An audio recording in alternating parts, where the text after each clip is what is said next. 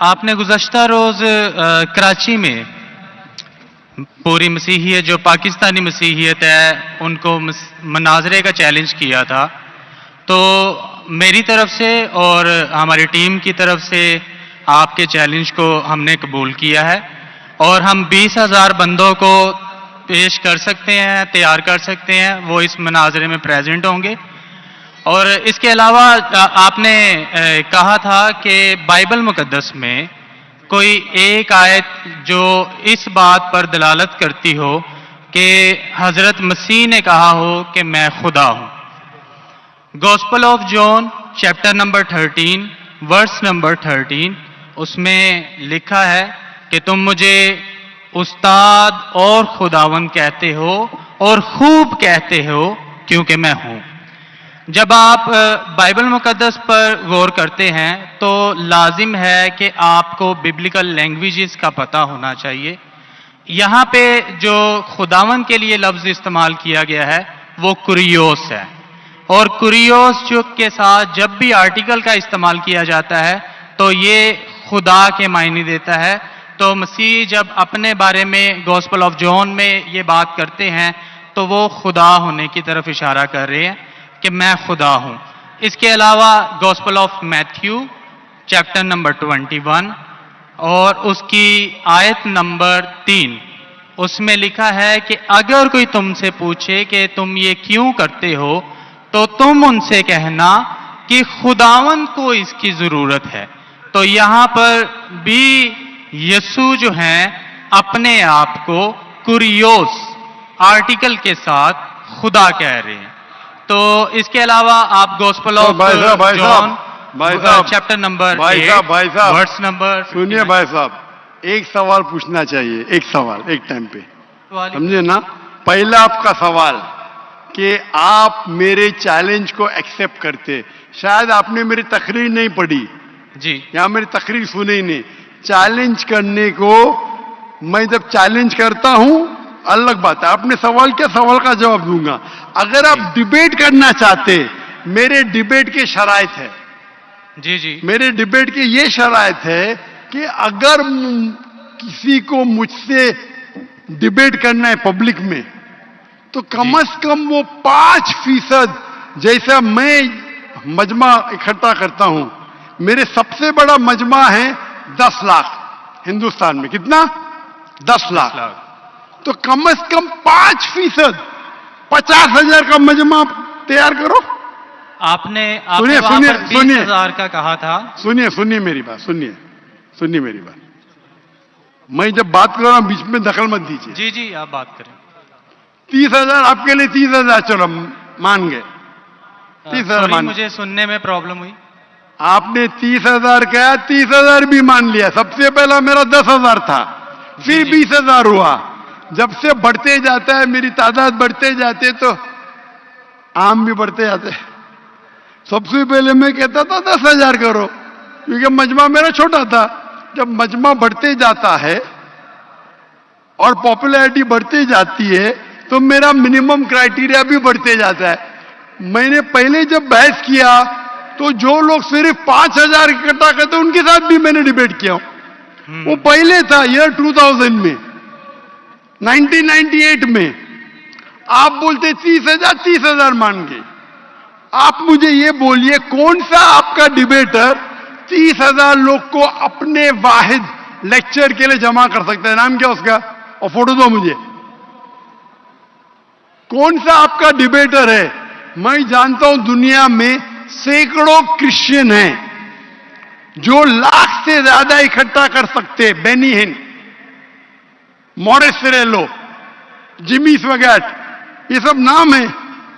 आपका कौन सा आदमी है जो 30,000 इकट्ठा कर सकता है? नाम क्या उसको और सबूत पेश करो। हम यहाँ पर जो है क्रिश्चियन डिबेट एकेडमी की तरफ से मैं कह रहा हूँ कि हमारी जो ऑर्गेनाइजेशन है वो 20,000 लोगों का इंतजाम करेगी। भाई अगर हम डिबेट करना चाहते हैं, क्योंकि आपने आपके कोई मुकर्रिर ने जो डिबेट करना चाहता है, पादरी शफीक कमल और मैं पादरी सैमसन जॉन जो है, तो पादरी सैमसन जॉन जिंदगी में कभी भी 30,000 लोग को खिताब किए अकेला। कॉन्फ्रेंस की बात नहीं कर रहा हूं, अकेला कब किए, तारीख बोलिए और सबूत पेश किए। जो अकेला हम जब सुनिए मेरी चर्च बात, में सुनिए मेरी बात, चर्च की बात नहीं कर रहा हूं, पब्लिक की किताब की बात कर रहा नहीं, हूं। आप अगर नमाज पढ़ाएंगे 1 लाख लोग को, बोलेंगे 1 लाख को किताब क्या जुम्मे खुतबे के लिए, वो सही नहीं है। वो अगर चर्च में आ रहे तो अल्लाह की इबादत करने आ रहे, सैमसन जॉन की तकरीर सुनने के लिए नहीं। कौन शख्स कहेगा क्या मैंने खिताब किया एक बड़े मस्जिद में जिसका लाख का मजमा है, वो दलील नहीं है कि लाख उसके लिए है, वो लाख लोग अल्लाह की इबादत करने के लिए है। आप समझ रहे, खिताब मतलब ग्राउंड पे होना चाहिए, ऑडिटोरियम में होना चाहिए, चर्च के अंदर नहीं। आप इतना भी नहीं जानते, क्या डिबेट करेंगे? मैं आपको बताता हूं। सुनिए मेरी बात, मॉरिस सिल्वा का नाम सुने आपने, जिमी वगैरह का नाम सुने, बेनिन का नाम सुने, ये सब दुनिया में मशहूर मुकर्रिर है, टेली इवेंजलिस्ट है, ये तकरीर करते हैं। लाख लोग, 2 लाख लोग, 3 लाख लोग, 5 लाख लोग। श्री रविशंकर नाम सुने,